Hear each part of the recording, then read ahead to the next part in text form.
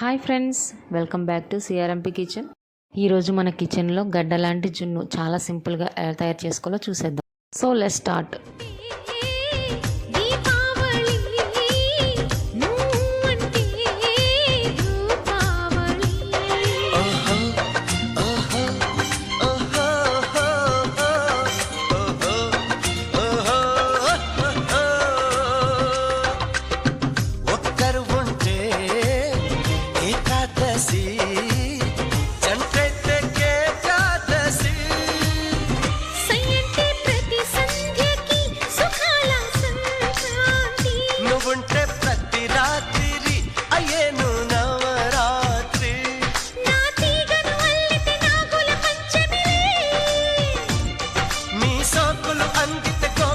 అష్టమిలే బ్రతుకంతా సీత రాముని